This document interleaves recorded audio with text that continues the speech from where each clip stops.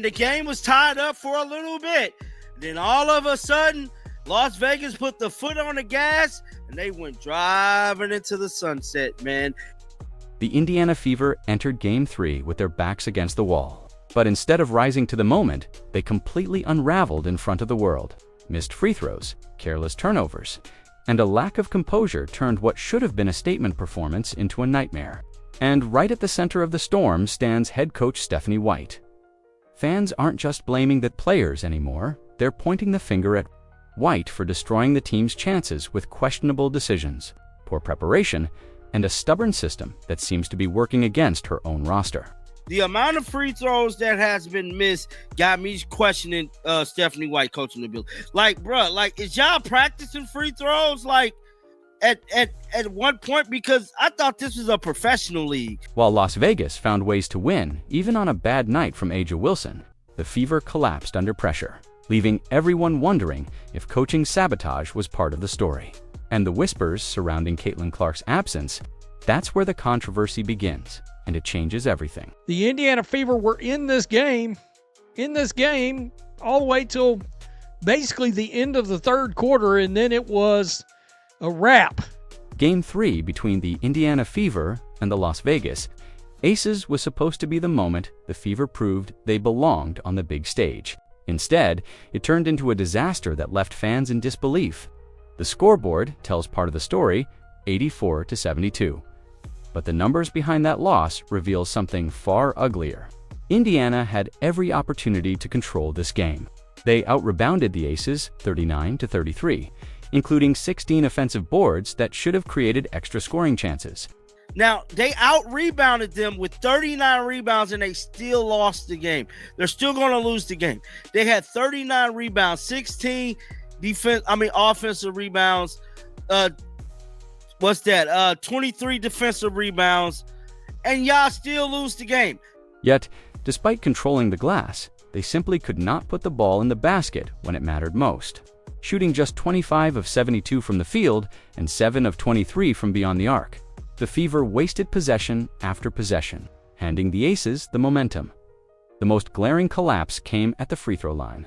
In professional basketball, free throws are supposed to be automatic. They're the shots that win playoff games. But Indiana treated them like a burden. Going 13 of 21, the Fever left 8 free points on the floor. Like, y'all supposed to come in and already know how to shoot free throws, bro. I mean, you learn how to shoot free throws in high school, bro. I mean, golly, dog. Just the sheer amount of free throws that was missed was ridiculous in this matchup. Kelsey Mitchell, normally the team's steady scorer, faltered at the stripe, missing shots that could have kept Indiana alive in the fourth quarter. Watching possession after possession crumble at the charity line raised serious questions about preparation and discipline. Kelsey Mitchell was pretty cold for most of the game. She shot a little better later on, ended up scoring 21 points, but it took 26 shots to get there. Fans weren't just frustrated, they were furious. How could a team at this level look so unpolished in the most basic aspect of the game? Turnovers added fuel to the fire. 15 giveaways wiped out whatever rhythm the Fever tried to establish. Every sloppy pass, every careless dribble was punished by Las Vegas, who converted mistakes into points with ruthless efficiency. And while the Fever scrambled to keep up, the Aces never panicked. Even on a night when A'ja Wilson struggled, Las Vegas had enough composure and balance to weather Indiana's brief runs. I mean, my God, you ended up getting schooled by 12 points, and A'ja Wilson was only 6 of 20 from the field. You got to win that game. 6 of 20 from the field, you got to win this game. What makes this loss sting even more is the wasted effort from individual players. Nalissa Smith put up 16 points in 33 minutes, while Lexi Hull battled through injury to notch a double-double with 16 points and 14 rebounds. These were performances that deserved to be rewarded. Instead, they were buried under a mountain of missed opportunities and questionable leadership. Natasha Howard was nowhere to be found, scoring just 5 points. Odyssey Sims looked overwhelmed. The supposed point guards failed to control tempo or settle the offense when things spiraled out of control by the final buzzer. Now look at this. Natasha Howard, where you at, bruh? 5 points, 0 assists. 5 rebounds. Where you at? Lexi Hall balled out, and she hurt. 16, 4, and 10. Lexi Hall, double-double, and she hurt. She the toughest damn player on the team. The Fever weren't just defeated, they were exposed. They had the hustle, they had the boards, but they lacked the poise and execution needed to close out a must-win game. Fans could see it, analysts could see it, and now the blame began to shift toward the sidelines. Because while players missed shots, the larger question loomed. Why weren't they prepared for this moment? And that's where the spotlight started to turn. The numbers were ugly, but the real issue wasn't the box score. It was the woman calling the plays. Stephanie White cannot coach Caitlin Clark. If Caitlin Clark comes back, everything they have going on will have to be changed. I'm starting to believe that's why they is not letting Caitlin Clark come back, because Stephanie White has convinced the front office that if Caitlin come back, we will start losing because our offense is running better without her. As the dust settled after Game 3, one name kept coming up in every conversation. Stephanie White, the head coach of the Fever, wasn't just under fire from fans. She was being dissected by analysts who questioned whether her game plan, or lack of one, had doomed Indiana from the start. It's one thing for players to have an off night, but when the same issues repeat game after game, the responsibility shifts to the coach. And in this case, White's inability to instill fundamentals became impossible to ignore. The free throw disaster was the clearest sign of her failure. No professional team should look that unprepared at the line in the postseason. Players missing a couple of shots is expected, but this was systemic. The entire team seemed rattled, as though free throws were foreign to them. That's a reflection of practice habits and coaching emphasis.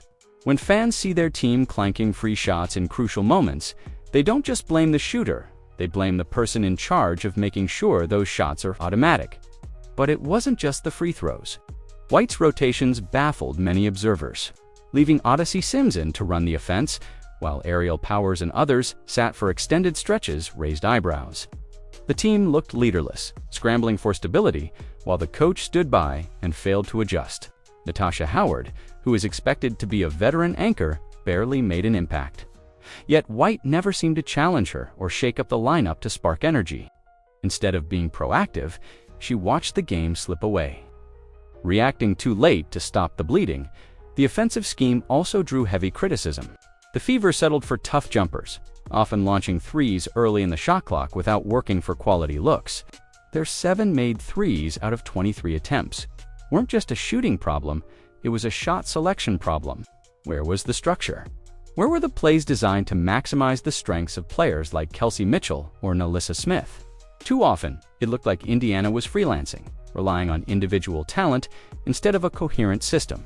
And when the shots didn't fall, there was no backup plan. Defensively, the Fever showed fight by crashing the boards, but they failed to contain secondary scorers. Jackie Young torched them for 25 points, while Chelsea Gray chipped in with 15. With A'ja Wilson struggling, this was the perfect opportunity for White to tighten the defense and steal a win. Instead, her schemes allowed Las Vegas role players to dominate, swinging the momentum permanently toward the Aces by the end of the night. It wasn't just a loss, it was an indictment.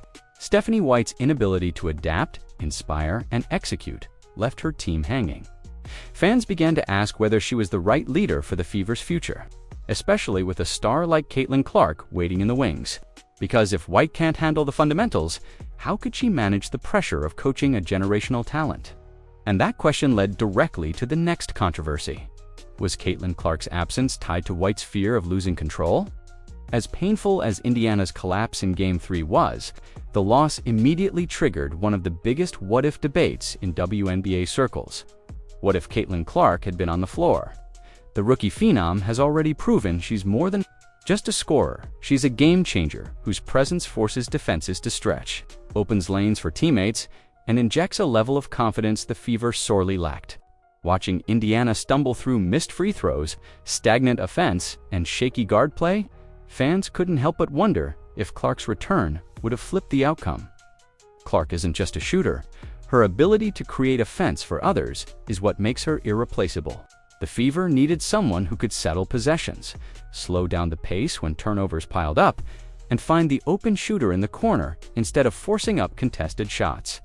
That's exactly what Clark brings. Without her, the team looked like a car without a steering wheel, plenty of horsepower under the hood, but no one to guide it in the right direction. The numbers paint the picture. Indiana shot 25 of 72 from the field. Many of those attempts rushed or forced because the offense had no rhythm. With Clark's court vision, those possessions could have turned into open looks for teammates like Nolisa Smith or Lexi Hull. Even when Clark isn't scoring, she bends defenses by pulling defenders out to the perimeter. That spacing alone could have opened opportunities inside, making life easier for players like Natasha Howard, who was nearly invisible in Game 3. Fans also questioned the psychological factor. Clark's swagger and competitive fire often lift her teammates when pressure mounts. Instead of crumbling under the weight of missed shots and turnovers, Indiana might have found the belief to keep pushing. For a young roster, confidence matters as much as execution. And in Game 3, confidence was nowhere to be found. Analysts echoed this sentiment. Many pointed out that Las Vegas had no answer for Clark during the regular season, and even an off night from her still commands attention from defenses. Imagine the Aces struggling with Aja Wilson's efficiency, while also having to guard Clark's deep shooting range and playmaking. The Fever could have been in position not just to compete, but to steal a critical win, and yet Clark never suited up. She remained sidelined while Indiana fought and failed without her. This raised suspicions beyond the box score. Was her absence purely about health, or were there deeper reasons at play? Fans started to question the messaging from the team, wondering if there was more to the story than they were being told. Because here's the thing, the debate wasn't just about what Clark could have added, it was about why she wasn't allowed to add it. And that led straight into a far more explosive theory, one that pointed directly back at Stephanie, White, and the Fever front office. The whispers around Caitlin Clark's absence didn't stop at speculation about her health. Instead, they snowballed into something much darker. A theory that head coach Stephanie White herself might have played a role in keeping the rookie phenom off the court. To fans, it didn't add up. Clark had been spotted practicing, showing signs of progress, and by all accounts was itching to return. Yet when the Fever entered their biggest game of the season, she was nowhere to be found. That absence gave fuel to a controversial idea. Was White protecting her own system at the expense of the team's success? The theory, which spread quickly across social media and fan forums, painted White as a coach who feared losing control. With Clark on the floor, everything about Indiana's offense would have to change. Plays would revolve around her shooting, her passing, and her ability to command the floor. For a coach who built the current system without Clark, that meant ripping up the playbook and starting fresh. Instead of embracing that adjustment, some believe White convinced the front office that the team was better off without their star guard. According to the rumors, White may have argued that the Fever had made it this far without Clark, so bringing her back mid-series could disrupt chemistry. On paper, it sounds logical, but to fans, it looked like a cover story. Indiana wasn't winning because of chemistry. They were scraping by in spite of it, and after watching them melt down against Las Vegas, the claim that they were better without Clark rang hollow. What made the sabotage theory so explosive was how it fit the night's narrative. Every glaring weakness the Fever displayed in Game 3, missed free throws, lack of a floor general, poor offensive flow, were the exact areas Clark could have impacted. It was as if the game itself became evidence for the conspiracy. Supporters of the theory argued that White knew Clark's return would overshadow her own coaching, turning Indiana into Clark's team rather than White's system. If that was the case, then sidelining her wasn't just a coaching decision, it was an act of self-preservation. Of course, no one in the Fever organization confirmed this. Officially, Clark's absence was chalked up to recovery, but the silence from leadership only made things worse. Instead of addressing the mounting speculation head-on, the front office stayed vague, fueling more suspicion that something was being hidden. Fans demanded answers, but what they got was ambiguity. The result was a fan base split down the middle. Some believed White was protecting Clark's health. Others were convinced she was protecting her job. Either way, the damage was done. The narrative of internal sabotage had taken on a life of its own, dominating headlines and overshadowing the Fever season. And once the conspiracy gained traction, the floodgates opened. Fans didn't just question Clark's absence, they began dissecting every player's performance, searching for more evidence of a team in disarray. The fallout from Game 3 went far beyond the box score. Fans didn't just accept the Fever's loss as another chapter in a rebuilding year, they erupted with outrage, suspicion, and heartbreak. Social media lit up within minutes of the final buzzer, with hashtags dragging both Stephanie White and the Indiana Fever into the spotlight for all the wrong reasons. Some fans vented frustration over the free throw debacle. Others demanded accountability from the coaching staff. And many zeroed in on the elephant in the room, Caitlin Clark's absence. Twitter threads, Instagram Reels, and fan podcasts quickly turned into investigative platforms. Screenshots of practice footage showing Clark shooting and moving comfortably resurfaced, adding fuel to the idea that she was being deliberately held back. One viral post asked, if she's healthy enough to practice, why isn't she healthy enough to play? The question echoed across timelines, gathering thousands of likes and comments. For many, the silence from the Fever's leadership looked less like caution and more like a cover dash. Upsports media amplified the noise. Analysts on national shows debated whether Stephanie White had lost the locker room, with some arguing that the team looked unprepared, undisciplined, and mentally shaken. Others focused on the alleged conspiracy, carefully framing it as speculation, but acknowledging that the timing and optics were suspicious. The storyline wasn't just about a team dropping a playoff game. It was about trust between a franchise and its fan base crumbling in real time. Meanwhile, the players themselves unintentionally added more fuel. Post-game interviews were filled with vague answers, the kind of robotic responses that only deepen suspicions. Instead of clarity, fans got cliches, "We have to execute better. It just wasn't our night. We'll learn from this." But no one directly addressed why Clark wasn't in uniform. To supporters who had poured their hopes into this season, the lack of transparency felt like a slap in the face. The divide grew sharper as outside voices joined the conversation. Prominent journalists pointed out that Las Vegas had navigated adversity with poise, winning even when their star, Aja Wilson, underperformed. In contrast, Indiana's collapse was tied to poor coaching decisions and an inability to adapt.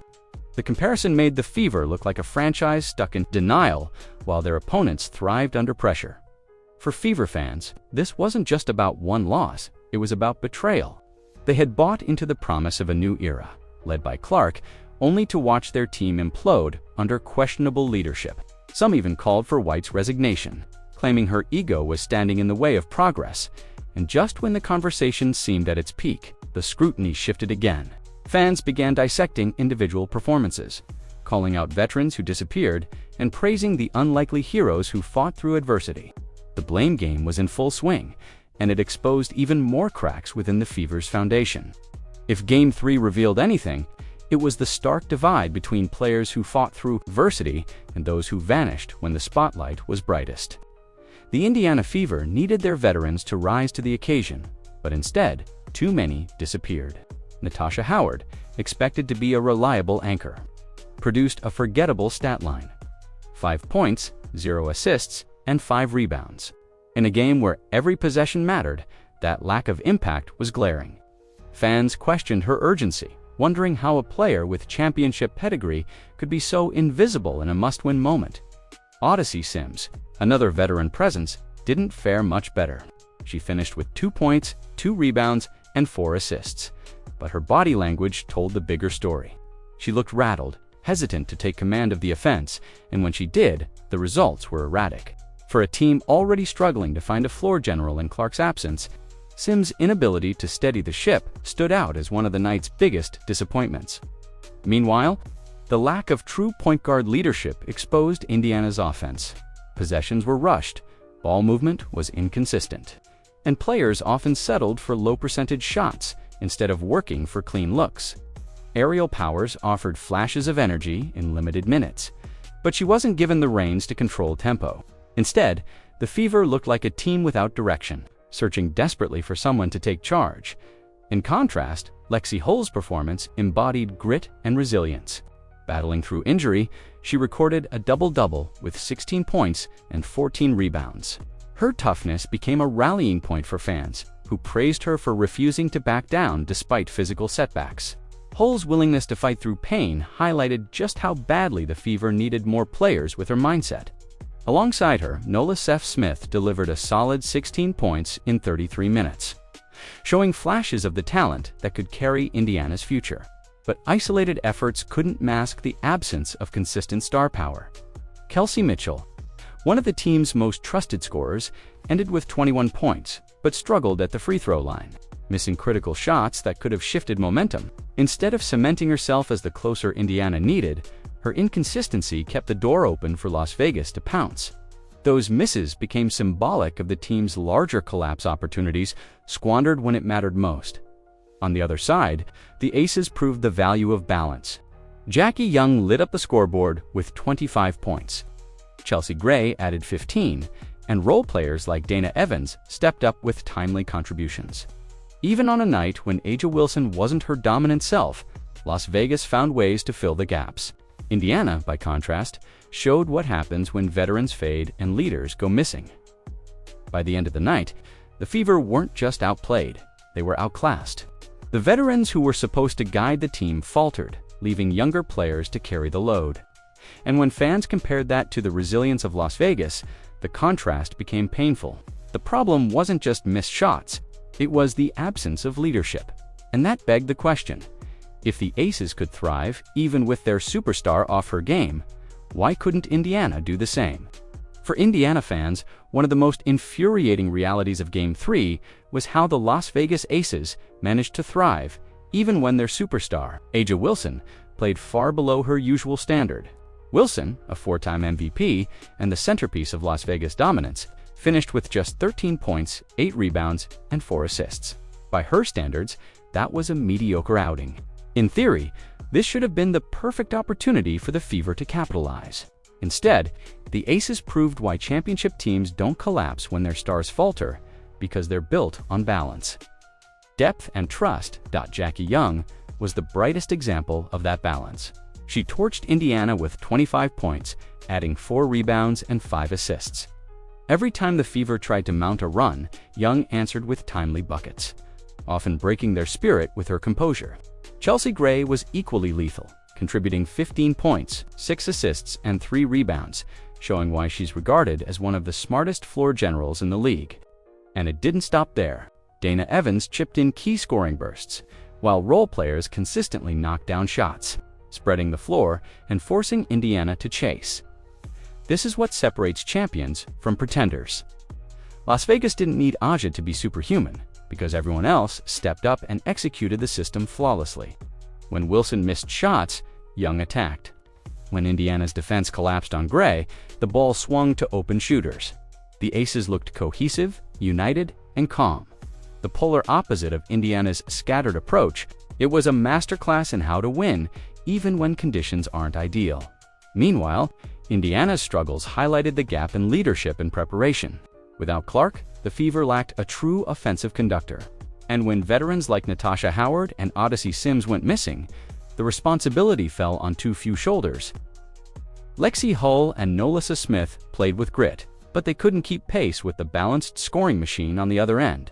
Instead of multiple players rising to the challenge, Indiana leaned on isolated performances that fizzled out under pressure.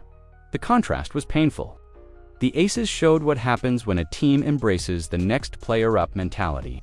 They trusted their system, trusted their coach, and every player filled a role. Indiana, on the other hand, looked lost when one player stumbled. Missed free throws, sloppy turnovers, and questionable rotations all pointed back to the same issue: a lack of preparation and a lack of belief in the system. Commentators noticed. Everyone watching could see the difference between a team built to win championships and one crumbling under its own weight. The Fever weren't just beaten on the court, they were exposed for lacking the depth and discipline that defined greatness. And as the Aces celebrated another step toward the finals, Indiana was left facing an uncomfortable truth. This wasn't just about losing a game. It was about how their coach's system had failed them, and how her decisions, especially regarding Caitlin Clark, might have sabotaged their season entirely. By the time the final buzzer sounded in Game 3, the conversation had shifted from statistics and box scores to something far more controversial. Whether Stephanie White's decisions had gone beyond poor coaching and into outright sabotage of her own star. The theory wasn't born in a vacuum. it grew out of everything fans had just witnessed. The free throw debacle, the absence of a true floor general, the lack of leadership, and most importantly, Caitlin Clark sitting on the sidelines while the Fever collapsed. For many, it was impossible not to connect the dots. Fans began to ask the uncomfortable question, was Clark kept out of the lineup not because she couldn't play, but because White didn't want her to? The idea sounds outrageous on the surface, but when you peel back the layers, it's not hard to see why it spread like wildfire. Clark is more than a rookie. She's a franchise-defining player whose arrival has already reshaped the WNBA landscape. Bringing her back would have meant adjusting everything: the playbook, the offensive flow, even the hierarchy of leadership within the team. For a coach who built her system without Clark, that change could feel like losing control. The most damning piece of speculation came from the claim that White convinced the front office the Fever were better without Clark by pointing to the team's progress in her absence. White could argue that reintroducing her would disrupt chemistry. But after watching Indiana stumble through Game 3, that reasoning rang hollow. Chemistry doesn't explain missed free throws, 15 turnovers, or veterans disappearing under pressure. Chemistry doesn't explain looking unprepared for the postseason spotlight. Instead, the conspiracy painted White as a coach more concerned with preserving her own authority than maximizing her team's chances. Keeping Clark sidelined meant keeping the system intact, a system that gave White control, even as it failed on the biggest stage. And the longer Clark stayed out, the more it fueled suspicions that her absence wasn't about injury at all, but about politics. To be clear, nothing has been confirmed. The Fever have remained vague, offering no concrete timeline for Clark's return, which only deepens the mistrust. In sports, silence often speaks louder than words, and in this case, the lack of transparency has left a vacuum filled by fan theories and media speculation. What should have been a straightforward narrative about injury recovery has instead become a lightning rod for controversy. The bigger picture is sobering. If the conspiracy holds any truth, then this isn't just about one playoff loss. It's about a coach potentially holding back a generational talent out of fear of change. It's about a franchise risking its future to protect egos. And for Indiana fans, it's about betrayal, watching their team's chances destroyed not by opponents, but by decisions made within their own walls. And that leads to the ultimate question: has Stephanie White already lost this locker room? And if so, what does that mean for the Fever's future? Game 3 was more than just a loss for the Indiana Fever. It was a turning point that exposed cracks far deeper than missed free throws or poor shooting percentages. Fans watched their team crumble despite controlling the boards. And the blame shifted squarely toward Stephanie White. Her questionable rotations, failure to prepare the team for pressure, and the cloud of controversy surrounding Caitlin Clark's absence turned frustration into outright suspicion. Whether the sabotage theory holds truth or not, one fact is undeniable: the Fever looked unprepared, leaderless, and incapable of capitalizing on their opponent's weaknesses. Meanwhile, the Aces proved why championship DNA is built on trust, balance, and resilience. For Indiana, the fallout from this collapse may linger longer than the series itself. The question now isn't just whether they can bounce back, it's whether their leadership has already destroyed their future.